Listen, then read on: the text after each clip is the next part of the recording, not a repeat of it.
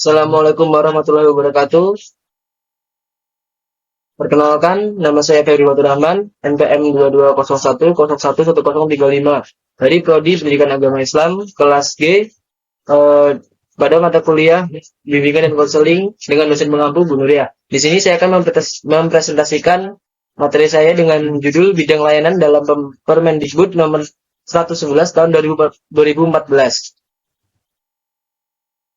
Di sini saya akan membahas 4 pokok bahasan. Yang pertama ada bimbingan dan konseling pribadi, kedua ada bimbingan dan konseling sosial, yang ketiga bimbingan dan konseling belajar, dan yang keempat bimbingan dan konseling karir. Belum masuk ke dalam materi bidang layanan dalam Permendikbud nomor 111 tahun 2014, kita harus mengerti dulu apa itu dengan bimbingan dan konseling. Jadi pengertian bimbingan dan konseling dalam Permendikbud nomor 111 tahun 2014 pada pasal 1 disitu disebutkan bahwa bimbingan dan konseling adalah upaya sistematis, objektif, logis, dan berkelanjutan serta terprogram yang dilakukan oleh konselor atau guru pembimbingan dan konseling untuk memfasilitasi perkembangan peserta didik atau konseli untuk mencapai kemandirian dalam kehidupannya. Bidang layanan dalam Permendikbud nomor 111 pada tahun 2014 yang pertama adalah bimbingan dan konseling pribadi.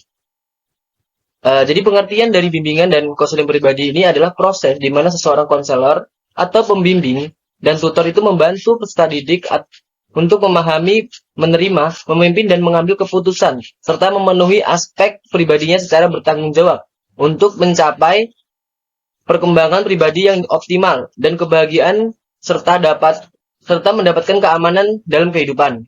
Dan tujuan dari bimbingan dan konseling pribadi ini adalah untuk membantu siswa agar dapat memahami potensi diri serta dan memahami kekuatan dan kelemahan serta kondisi fisik dan psikologis, dan untuk mengembangkan cara untuk berhasil dalam hidup mereka, serta menerima kelemahan dalam kondisinya sendiri dan mampu mengatasinya dengan baik.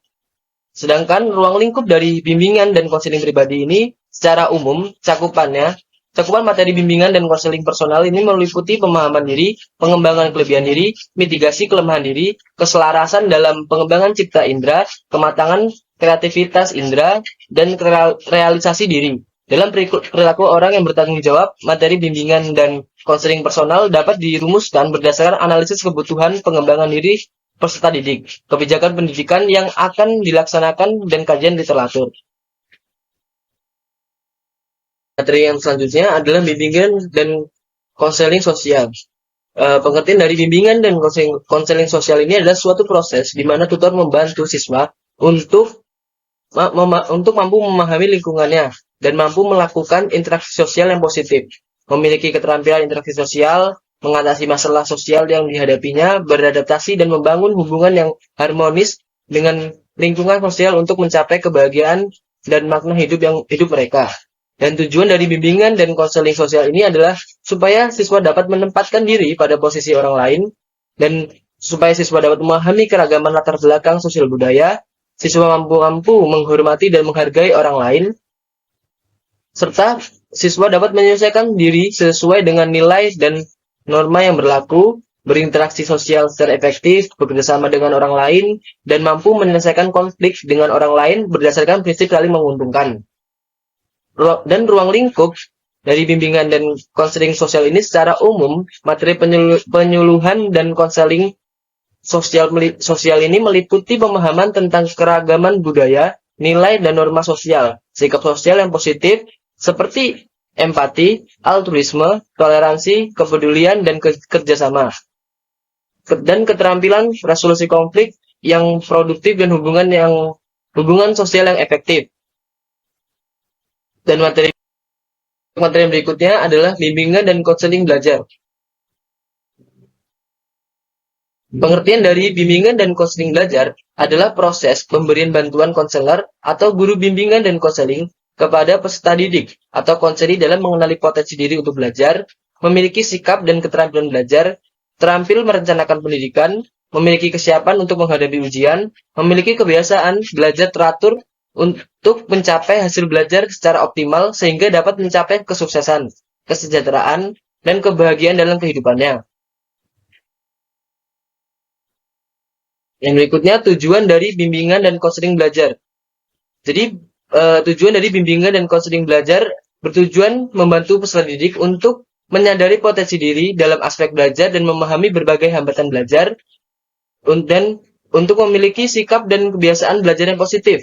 Yang ketiga, memiliki motif yang tinggi untuk belajar sepanjang hayat, memiliki keterampilan belajar yang efektif, memiliki keterampilan perencanaan dan penetapan pendidikan selanjutnya, dan untuk memiliki kesiapan menghadapi ujian. Sedangkan ruang lingkup dari bimbingan dan konseling belajar terdiri atas sikap, pengetahuan, dan keterampilan yang menunjang efisiensi dan keefektifan belajar pada satuan pendidikan dan sepanjang kehidupannya.